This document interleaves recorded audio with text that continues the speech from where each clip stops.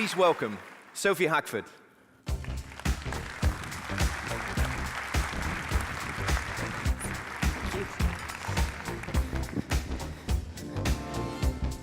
Great. Well, thank you very much for inviting me to come and speak to you all today. I'm very excited to be here in Barcelona.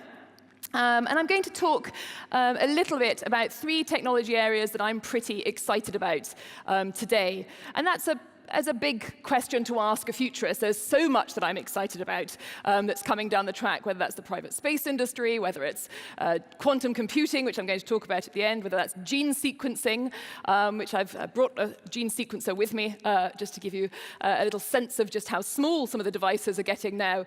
But I'm going to kick off by talking about avatars, by talking about artificial intelligence. And that's something that is very sort of personal to me. As you just heard, I started with my academic co-founder, a company at Oxford that is blending data science and artificial intelligence to help all of you lot do your jobs better. But there's also a tremendous amount of other stuff out there that's super exciting. So I want to talk a little bit about that today. Most experts I know, and I'm sure that people that you've been speaking to and reading about as well, think that AGI, sort of superintelligence or Skynet, or whatever we might want to call it, is a very long way off, and I completely agree with that.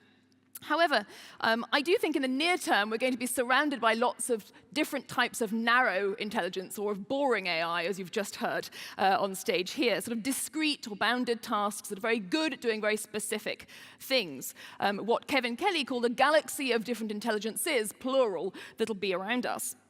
But what I think is really important about this for us to remember is that cumulatively, the collective feeling might be that this actually feels like superintelligence. If you've got lots of different smart things doing lots of smart stuff for us, it actually may feel like AGI long before it's actually an engineering reality. You know, anyone who asks Alexa to turn on the lights for them, which I'm sure some of you, if not all of you, have given it a go, it doesn't know what it's doing, doesn't know what electricity is, doesn't understand the notion of why you might want the lights on, doesn't necessarily even understand who she is in that conversation. But there's a feeling, perhaps, that they're doing something quite smart, quite intelligent. Or indeed, any of these augmented reality sort of interfaces that you've seen, where the sort of intelligence is able to tell us what's out there, what's going on, doesn't really understand what's going on, is just able to label that in a quite efficient way. But I think, as I said, that we will feel like we have AGI because of lots of these narrow intelligences, long before it's actually an engineering reality. And I think that's very important, because we know on lots of different levels that humans often feel like perception is as important as reality itself. I think one of the ways that we might experience this feeling of AGI is through avatars, our interaction with sort of synthetic autonomous people. And I'm going to talk about that for my first sort of third of my talk today. Because I think we're going to make major life decisions using these digital doubles, these avatars who kind of represent us in some way, a bit like an ambassador represents a country in foreign policy negotiations. We'll have an ambassador, a digital version of us that will make decisions on our behalf. Because we know that, of course, algorithms have plenty of understanding of our data. You know, they track, as I'm sure you've seen over the last couple of days, everything from our wearables, our searches, our speakers, our driving, our banking, every element of our life, or indeed from drones and aeroplanes at 21 kilometers elevation. Everything that we're doing, of course, is being tracked and monitored. And those models, those algorithms are getting increasingly accurate about who we are. I think we'll send this model, this is a mock-up from Soul Machines, but a model, a virtual version of us that'll take our place in conversations, maybe negotiate on our behalf, and I'll give some examples of that in a minute. But the crucial point is it'll do that without our supervision, without us as a consumers sort of say so. And I think all of us, every one of us will have one. We'll have one that will represent us. I think they'll also bring us the internet. Satya Nadella at Microsoft has talked a lot about how these voice interfaces are going to be the way that we interact with the internet. They will replace web browsers. We will simply speak to the internet, perhaps through our digital double. And there are early signals of this stuff already happening now, of us being socialized, having a relationship, as it were, with the machines. For those of you who use Instagram, you may have come across Little Michaela. Little Michaela has 1.5 million followers. They chat with her every day. She's actually an avatar. She's not real. She's kind of a cartoon. But as you will see if you scroll through her feed, plenty of people interact with her as if she was real. She actually has an agent. She models clothing. She even models skincare and hair care products, which is very peculiar when you think about it. But there's all kinds of interactions that already happen with something that actually isn't human at all. And interestingly, you can also, if one had a fashion brand that you wanted to sell things, you could hire from the Digitals, which is a modeling agency that is just made up of these avatar models, so you can pick whoever you want. And if you're feeling creative, anyone in the audience, there's a platform called Arty that has a Wonder Friend engine that you can make your own avatar. You can start experimenting in this space. But what are these early signals already leading us to? I think, like Kerwin, and I agree with him on this fact, that we will have an avatar layer over every element of our lives. Every business, every school, every hospital, every company that we interact with will have like an augmented or turbocharged sort of chatbot that we'll interact with. It'll have tremendous data, tremendous insight about that company and, of course, about us. But where else are we going to see these things in our lives? I think almost certainly at work. I think we will send our avatar out to do a whole bunch of job interviews on our behalf and come back to us with a short list of the kind of jobs that we're relevant for and that, of course, are suitable for us. I love the idea that MIT Media Lab put out recently called borrowable identities, the idea that once we're in our job, we may actually just borrow the identity of someone very, very smart or someone very talented in some way because we want to access a subset of their intelligence. So say I was a trainee lawyer, I might want to sort of dial up Ruth Bader Ginsburg, ask her a few questions, and have an interaction with her in a way that clearly she probably wouldn't take my phone calls in real life. So the question about whether a head of state, a scientist, a CEO, or any other important person could use this for succession planning, that once they have finished their job, that actually they could leave a sort of avatar version of themselves behind so that their successor can interact with them in some way. I think also we'll use these things collaboratively. I think there's an idea that we could have a bunch of these collaborative AIs around us. We may end up starting to say things like, have your AI CC my AI, to work together on projects, even with strangers that we don't ever have to meet or know because we have this avatar interface between us.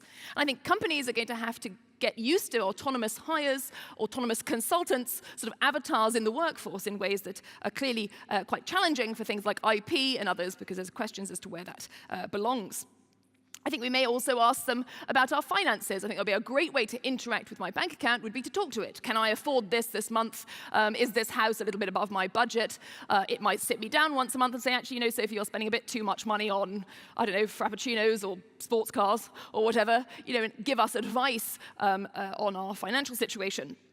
I like what Pedro Dominguez talks about when he talks about the idea of health, that actually if we get diagnosed with something awful, maybe cancer or whatever it might be, because our avatar will have all our genetic information, more on that a bit later on, it'll have our family history, it'll have all our behaviors because we'll have been interacting with it for years, it will know whether we're likely to take a certain drug or not because it knows what our behavior is like, and it can then recommend, based on our budget or whatever else, a whole range of therapies that we could take advantage of, very much tailored to us.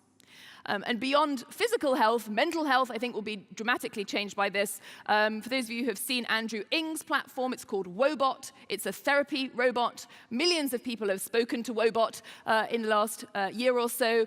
Some people even prefer to speak to a robot about their problems than they do to a human. So there's some big questions as well there about how we may prefer avatars in some situations. Of course, the next extension of preferring avatars in some situations would, of course, be in love. This is Joaquin Phoenix looking very sad that he's just discovered that Scarlett Johansson, who's playing his avatar in this, or his operating system in the film Her, he realizes that she's actually in love with millions of other people as well, and he's terribly sad about that, as you can see on his face. But the idea that we have a sort of relationship with these robots, I think, is a relatively compelling one.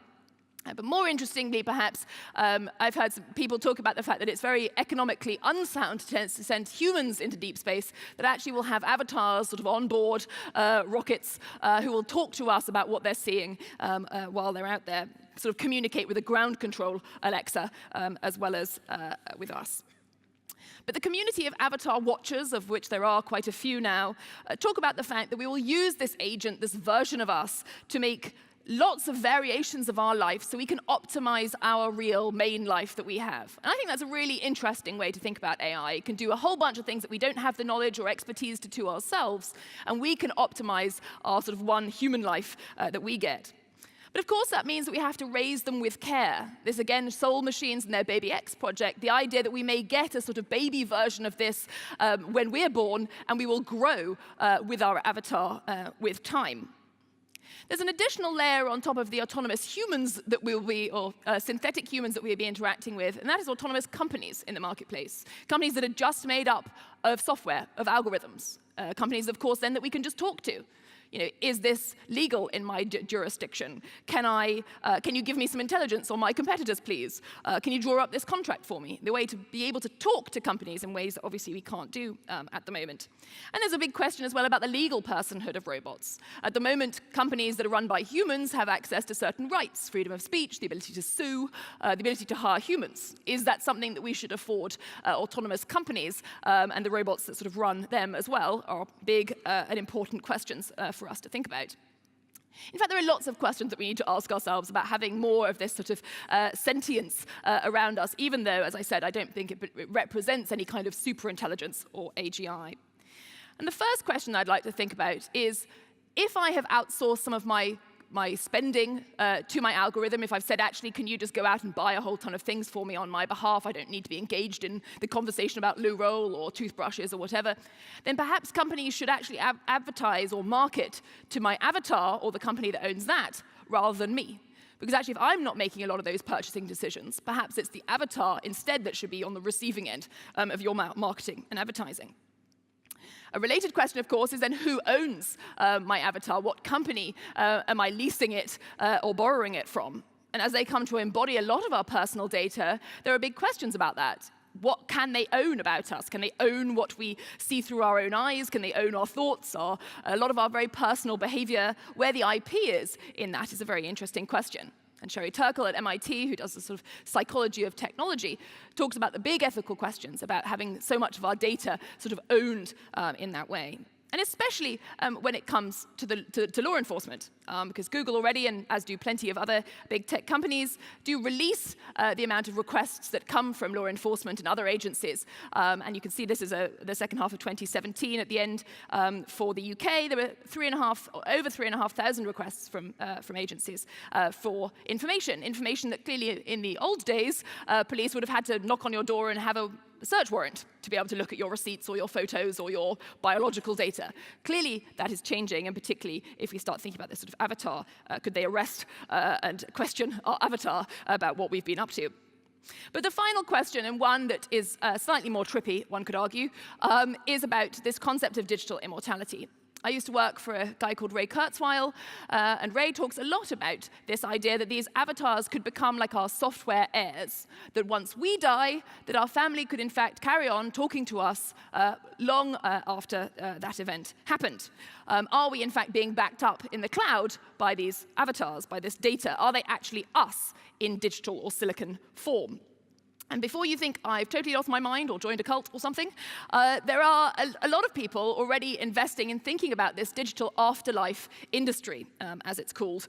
In fact, some people have said that if Facebook or another Instagram or others still exist in 50 years' time, they will be, if not the majority, at least a big minority of profiles on there will be of dead people. People who have, sadly, in the next 25, 30 years or so, passed on.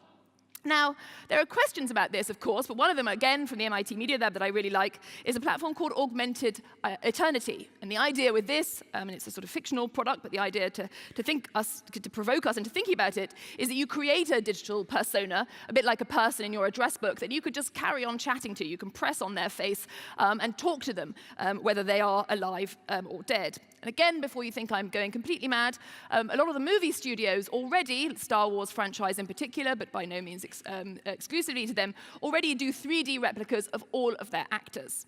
And one of the consultants, a guy called Bo Jansen, talked about the fact that it is, in his words, absolutely inevitable that casting deceased actors will become more prevalent in the future. And that is something I think that's a very interesting thing. For those of you who are lucky enough to either go or see Tupac playing at Coachella, I think a good 11 years after he was assassinated, there are plenty of examples of us interacting in this way. There's even a Brazilian rapper who not only carried on sort of interacting after he was shot, but also had new IP developed by an algorithm. So he actually brought out new music after he died as well. There are big questions, again, that we have to ask about this, of course. I like what Oman and Floridi at the Oxford Internet Institute talk about, which is the caution that we should be implementing when we talk about the informational corpse of the deceased. They, in fact, propose that we should treat the informational corpse in the same way that we would treat human remains after we die, that we should treat them with the same sensitivity so that we don't have companies that can then exploit our data after we are no longer here. So I think, just to finish on this sort of avatar question, that the internet of the future is going to be populated by a lot of ghosts of us and of others. I think we will become used to seeing and also interacting with both live and dead friends, family, or even public figures, but also alongside other synthetic, autonomous humans that we will also have in our address book. And I think that'll make a very interesting and certainly diverse conversation, and I'm very excited to see how that kind of pans out. Now, as I said, I'm going to talk for this sort of second part of my talk about genetic sequencing. One of the reasons I think this is really important is that not only, in the CEO of Oxford Nanopore's words, are we creating an internet of living things, so an additional set of data that certainly didn't exist before in any kind of volume, but we're also going to use that information to make business decisions. It is not just the frontiers of healthcare that I'm going to talk about, but anything from security to food safety to a whole bunch of other use cases for genomic data. Because we are seeing, as some people call it, a new age of genomics.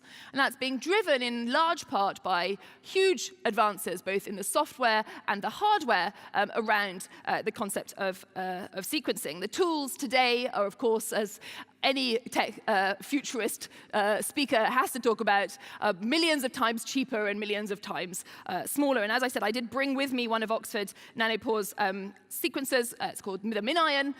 You drip your sample onto the piece here, and that beams the information up to the cloud and can do the crunching and tell you, yes, that's a banana or an elephant or Ebola or whatever it is that you are wanting to find out. But small devices as flexible and small as these, and of course there are many other experiments and brands as well, is that going to have a huge impact, I think, a quite surprising impact on all of our lives, not just, as I said, in the medical space. Because once these things get so cheap, and there's still a couple of $100 for the hardware, then we can use this genetic information to make decisions about commercial decisions, personal decisions, security decisions, all kinds of different things. Because you can take these, of course, out of the laboratory, as I have done in my suitcase. You can take them to restaurants, you can take them to farms, you can take them to hospitals, classrooms even into outer space, which I'll talk about in a minute. I mean, it's the cheapness of it and the size and the portability that, of course, is so important. And there are plenty of these devices, as I said, out there. The one I'm talking about is the one on the left here, but there are plenty of others. So as I said, there are medical ideas that I think we will use, and I'm going to talk about those first because they're the kind of obvious ones. For those of you in the audience who are a little bit of a hypochondriac, this will be an absolute delight for you because you will essentially be able to give yourself what they call a liquid biopsy every day, or even every hour, if you feel like it. Be able to look in your blood for any rogue DNA that shouldn't be in there, which I'm sure won't be a nightmare for doctors at all, but it's probably the same way that when everyone got Wikipedia and can suddenly Google symptoms, we'll have the same kind of bump of everyone thinking they've got something terrible. But of course, you can also use it to track infections in hospitals, but also, more importantly, in the field in emerging infections, like Ebola. This is some images from the Ebola crisis.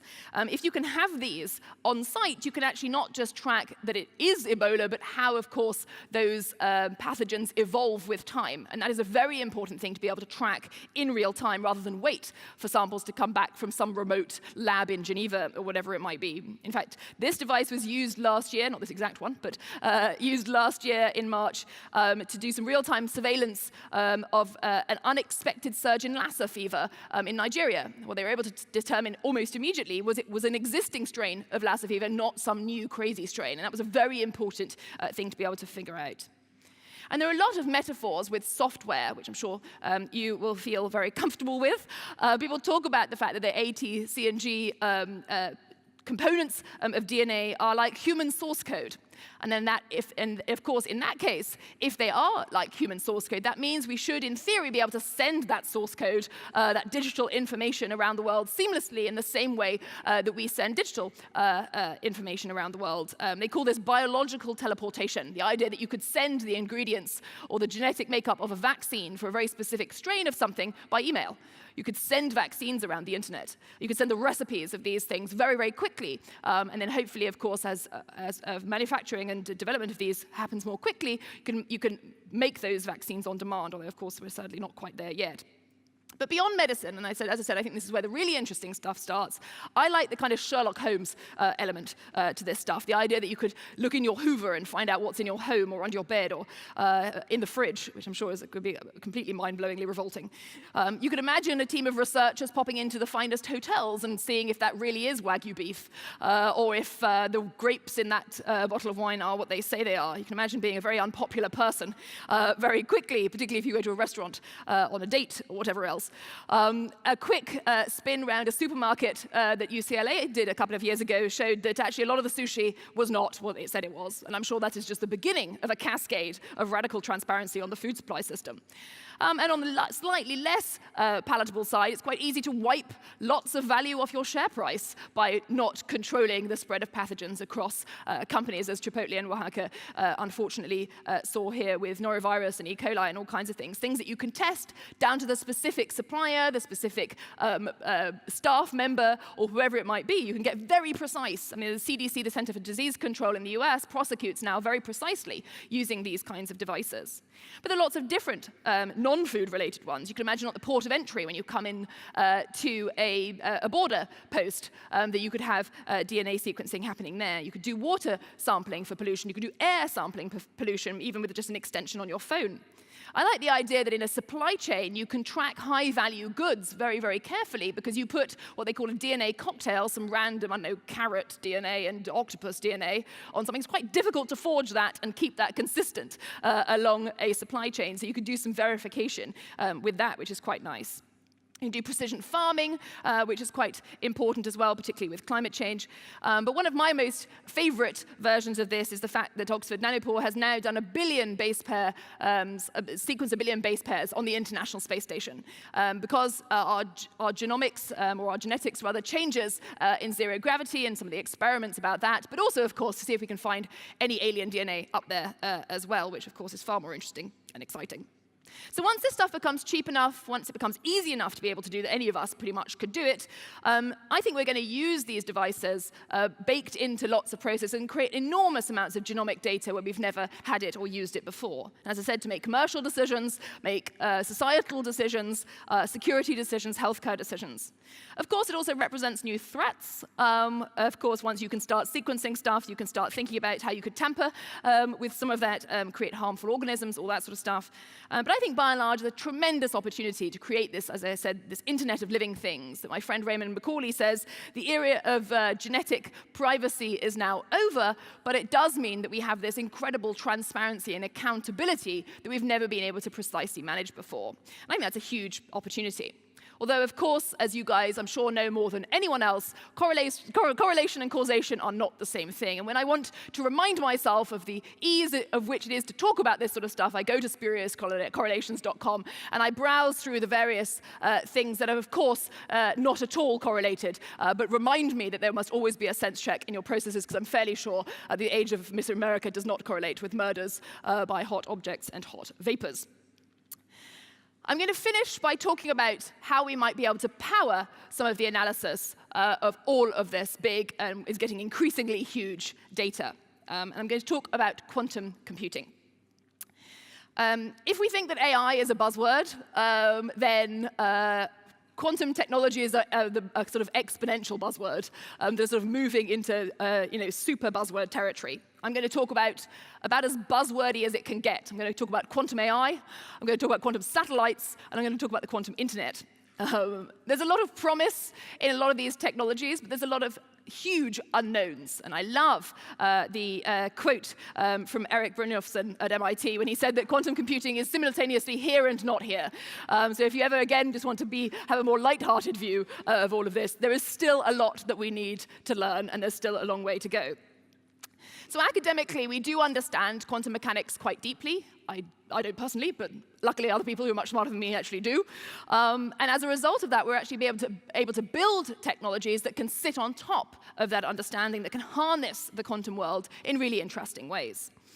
Even if there are only probably 500 or even 1,000 people around the world who actually understand quantum computers properly, there's still a tremendous amount of investment going into this sector. Billions and billions of dollars, whether that's in Europe or the US or China, everyone is throwing massive amounts of investment at it. And in fact, it's the biggest aggregate investment that Google has made in high tech in the last decade.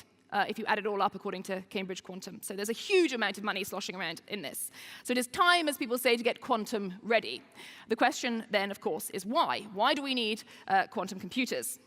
Well, AI technologies in particular are going to start, if they're not already, facing a computing bottleneck. We're going to get to the point where actually our algorithms can't run on certain types of classical computing infrastructure. And it's not just about speed, it's not just about faster machine learning technologies, it's about different types of problem solving that quantum infrastructures promise. Because of course we are, big gasp of breath, can it possibly be true, nearing the end of Moore's law.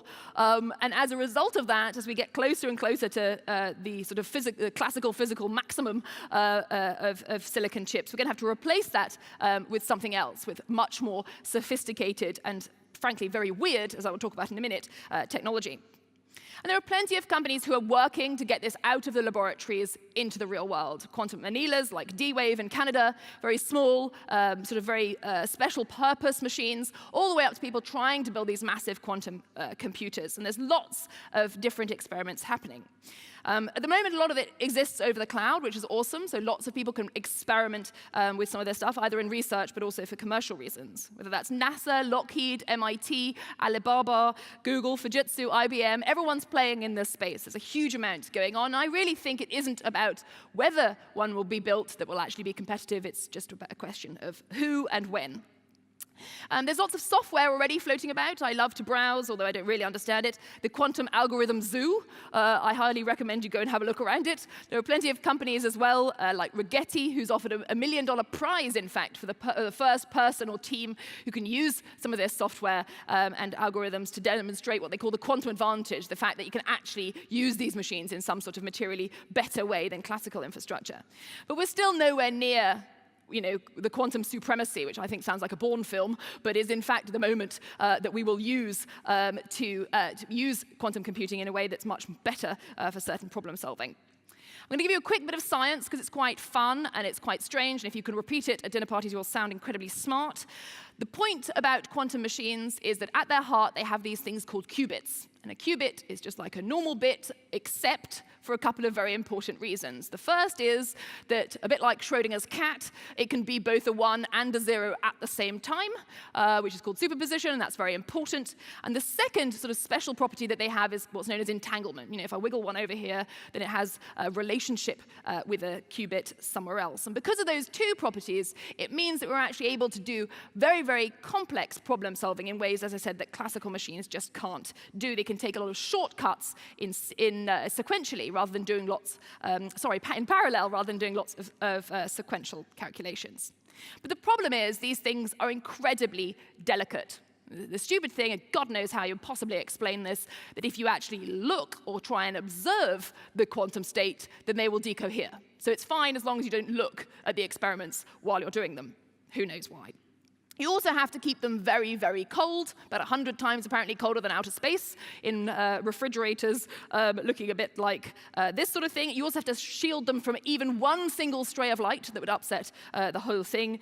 But that tipping point, that quantum supremacy that we're going for, we're still not sure exactly when that's going to be. For those of you who are at the absolute edge of your seat, can't wait to find out, you can go to the qubit counter, and that's a place where you can see exactly how many qubits we've got working at any one time. We're at 128 for, I think that's Rigetti at the moment. But it isn't just about the number of them, also it's about the quality of it, as always. You know, it's what they call quantum volume, the ability to actually use these things without too many errors, which is what's breaking everything down currently. But anyway, enough about science and me trying to explain quantum mechanics, which is never going to be a good idea. What are we going to use these things for? What are all these buzzwords going to actually be useful for? Well, there are lots of areas where actually classical computing, no matter how big, even if we use all the resources available in any near universe, we're actually never going to be able to solve certain problems. And that is where sort of quantum promise is sort of stepping in. And one of the near-term, in fact already used use cases is what they call quantum key distribution. And essentially what that means is that you can send, as you can see in this image, some information via a satellite to another place on Earth, and in theory it's completely and utterly secure. And it's secure because of the very fragile state, as I mentioned, of those qubits. You can tell if anyone's tried to eavesdrop or interfere with it, because if they have, then you'll know about it, because the whole process will make it very obvious. China had a Mikius satellite a couple of years ago that did exactly this. They did what they called an unhackable video conference between Beijing and Vienna using one of these quantum satellites. The European Space Agency is experimenting with them. The Swiss have a program on it. There's an enormous number of people working on this secure communication. You can imagine a constellation of these quantum satellites making a kind of quantum internet that would make very, very secure communications, not just via space, but also over Earth as well. What else might we use these things for? Well, simulation is something that quantum environments are very good for. We could use quantum to model quantum. As Richard Feynman said, nature isn't classical, then why do we use classical machines to try and understand it? We should be able to model black holes, find out where they come from and what they do and why they're there. Chemical reactions are also quantum. That's a very important thing to understand because, as you know, everything from drug discovery and design to materials science to any kind of chemically based reaction, solar cells, fertilizer production, all of those things can be modeled better and optimized using quantum machines. Forecasting is another one. Can we forecast the economy? Can we forecast crime? Forecast the weather? 30% apparently of US GDP is tied to the weather, whether that's retail or transport or whatever else. And we're really bad at modeling the weather, something that people promise that quantum will be able to help us with. Optimization problems is another one. Very good for quantum algorithms and quantum computing.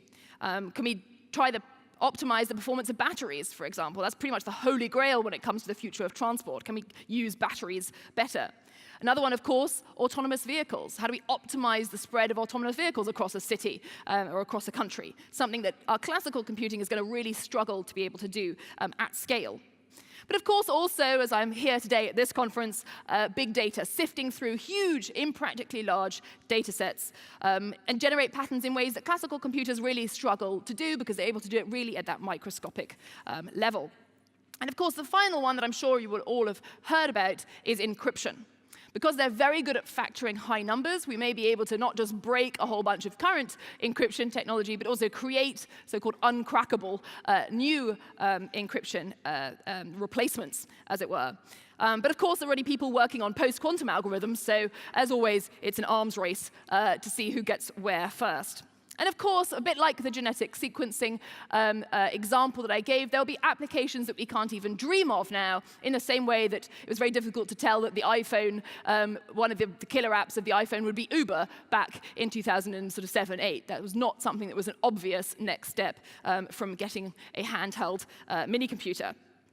What I hear when I talk to people in the quantum world is that it's worth playing with these computers today. Of course, as I said, this power is available through the cloud, because when you try toy problems with these sorts of machines, you start to learn how to use them. And of course, these software platforms scale incredibly quickly. In fact, just to really trounce more, apparently quantum, the speed of quantum technology is double the doubling doubles. So it's going to get very, very big very quickly, whenever, of course, that moment actually happens. So I'm going to conclude there, because I know you guys have a break coming now. I like to talk about technologies like superpowers, that we have developed these incredible technologies, that we have this incredible power at our fingertips. But like any superhero, we have to use these powers responsibly. These are not things that we should take lightly.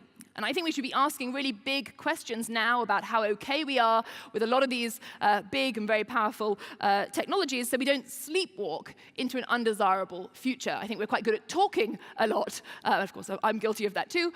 Talking a lot about technologies that we're not sure about, rather than actually doing something about it. And I think instead we should point them at some of the big challenges that we face, whether that's climate change or pandemic management or inequality. We have a tremendous opportunity to use these technologies for good. Thank you very much.